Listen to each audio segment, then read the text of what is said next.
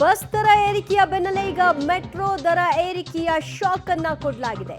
ಶಾಂತಿನಗರದಲ್ಲಿ ನಡೆದಂತಹ ಸಭೆಯಲ್ಲಿ ದರ ಏರಿಕೆಗೆ ಒಪ್ಪಿಗೆಯನ್ನ ಸೂಚಿಸಲಾಗಿದ್ದು 7 ವರ್ಷಗಳ ಬಳಿಕ ನಮ್ಮ ಮೆಟ್ರೋ ಪ್ರಯಾಣಿಕರಿಗೆ ಶಾಕಿಂಗ್ ನ್ಯೂಸ್.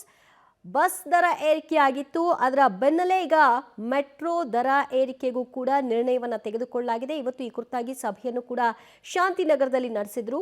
ಆ ಒಂದು ಸಭೆಯಲ್ಲಿ ದರ ಏರಿಕೆಯ ಕುರಿತಾಗಿ ಒಪ್ಪಿಗೆಯನ್ನು ಪಡ್ಕೊಳ್ಳಲಾಗಿದೆ. 7 ವರ್ಷಗಳ ಬಳಿಕ ನಮ್ಮ ಮೆಟ್ರೋ ಪ್ರಯಾಣ ದರ ಹೆಚ್ಚಳ ಕಾಣ್ತಾ ಇದೆ. ಎಷ್ಟು ಹೆಚ್ಚಿಸ್ತಾರೆ ಏನು ಅನ್ನೋದು ಇನ್ನೂ ಖಾತ್ರಿಯಾಗಿಲ್ಲ. ಈ ಕುರಿತಾಗಿ BMRCL ಸ್ಪಷ್ಟನೆಯನ್ನ ಕೊಡಬೇಕಾಗಿದೆ, ಎಷ್ಟು ಟಿಕೆಟ್ ದರ ಏರಿಸ್ತಾ ಇದ್ದಾರೆ ಅಂತ.